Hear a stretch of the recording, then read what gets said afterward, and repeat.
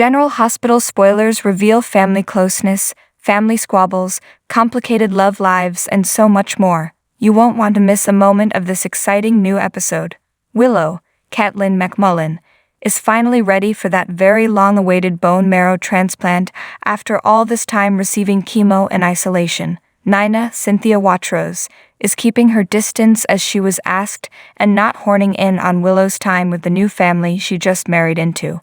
But everyone else is there. Carly, Laura Wright, and Jocelyn, Eden McCoy, take time out of their drama to join Michael, Chad Duell, and rally around Willow as her transplant time nears. Will it take and give her the miracle cure so many other leukemia patients don't get, or will Willow go back to being on her deathbed, as she has been so many times this year? Meanwhile, Nina is trying to keep her mind off Willow and enjoy her engagement, but that is easier said than done when Diane, Carolyn Hennessy, and Nina clash. Does she become Carly's unneeded mouthpiece in more than just legal matters, with Nina being the one to tip off the SEC? But was she the only one? Ned still has a problem on his hands, as so many people suspect that he is the culprit instead. In fact, Drew, Cameron Matheson, and Carly are sure it was Ned.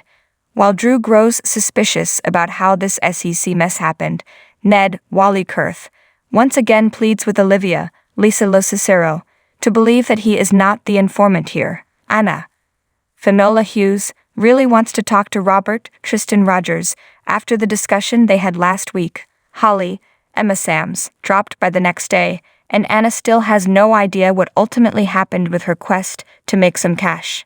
So Robert and Anna meet for a meal at the Metro Court, and Robert fills Anna in on Holly leaving town after a meeting with Selena Wu, Lydia Look. He is not happy about no longer having to choose between two women and tells Anna that it is all his fault.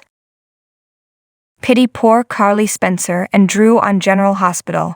They are being cruelly hunted and prosecuted for the simple sin of committing a federal crime. Who does something like that to two pillars of the Port Charles community? It would have to be someone twisted and petty and clearly less attractive. But who was it really? War money is on Tracy, Jane Elliott, 14% predict.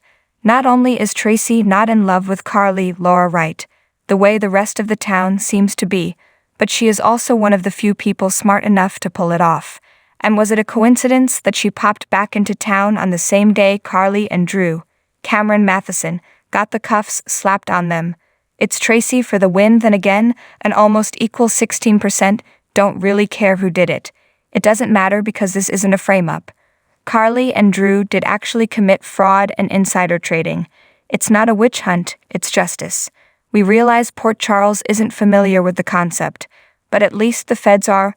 Why is this even a question? Can we not trust our own eyes and ears? 70% of the audience wonders. We saw Nina, Cynthia Watrous, place that call to Martin, Michael E. Knight. Sure, the wheels of justice rarely run that smoothly and quickly, but miracles do happen once in a while. Obviously, Carly and Drew are so important that the federal government drops everything to focus on them. We can deal with terrorism and cronyism and the dying plant later. Right now, Carly and Drew deserve all our attention. We thank Mena Reeves for her service, even if we know that in the end she'll be the one to pay the price for her civic duty. The General Hospital recap features Curtis Ashford proving he goes whichever way the wind blows. In this episode, Curtis showed that he has no idea which woman he really wants while Portia and Jordan pined for him. Sonny told Carly about his engagement as Nina tried to find another way to make sure Carly goes to jail. Finally, Molly broke down crying in front of her mother and sisters while TJ had Aunt Stella there for comfort. Now let's dig a little deeper into the details. Jordan, Tanisha Harper, was ready to tell Portia, Brooke Kerr, that she kissed Curtis, Donald Turner, the other night when the man himself walked off the elevator. After some small talk, Portia was called away, leaving Curtis to warn Jordan not to tell Portia anything about said kiss.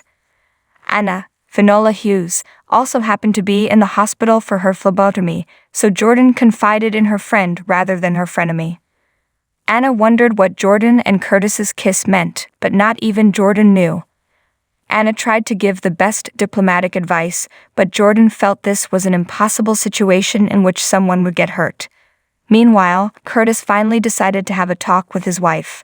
Curtis didn't want to leave anything between them unsaid. He was tired of being in limbo, and Portia wondered if he was forgiving her or officially ending their relationship. It turned out that the kiss with Jordan meant nothing to Curtis cause he was willing to give his marriage to Portia another shot.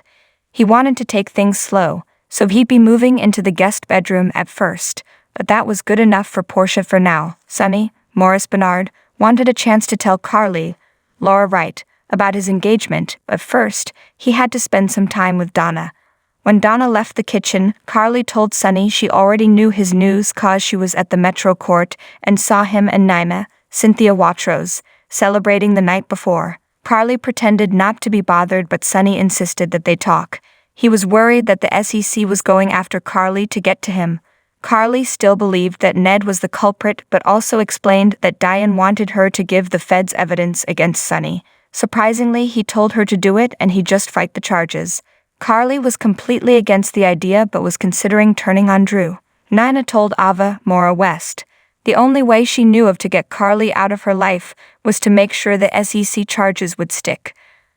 Ava still thought Nina was playing with fire. Nina just wanted to know why Carly got the storybook ending while she was left with nothing. Ava just didn't think that Nina should ruin her own life just to send Carly to prison. She just wanted Carly to be out of her way for a bit, so she could have a relationship with Willow. So Nina's bright idea was to try to get Carly and Drew to believe that one would turn on the other, but admitted it would be easier to get Drew to turn on Carly. Taj Bello was sick with worry about Molly when Aunt Stella, Bernie Watson, dropped by for a visit. He was thrilled to see her and told his aunt what was going on with Molly, so Stella offered to be a shoulder to lean on. TJ worried he kept sticking his foot in his mouth with Molly, so Stella reminded him this wasn't 100% about him, as Molly was the one with the diagnosis. Stella explained that Molly was a woman who had to let go of a dream. Molly, Holiday Mia Kriegel, arrived at Alexis's, Nancy Lee Gran, house and broke down sobbing. Sam, Kelly Monaco, was worried when Alexis asked about her doctor's appointment and test results. Molly told her mother and sisters that she definitely has endometriosis and she couldn't have a child. Christina, Kate Mancy, tried to remain optimistic and discuss her options, but Molly didn't want to hear it and ran from the room. Alexis went after Molly, leaving Sam and Christina alone, so Sam apologized for criticizing her about her shelter project. Sam went on to explain Molly's mindset because she had also been in the infertility boat. Christina had to understand that the typically rational Molly may be irrational for a while. Outside, Alexis and Molly talked, with Molly admitting how overwhelmed and out of control she feels. Alexis assured Molly it wasn't her fault, but Molly worried she had screwed up with TJ. She didn't mean to get super defensive and run off, but she needed to get away and have other people to talk to.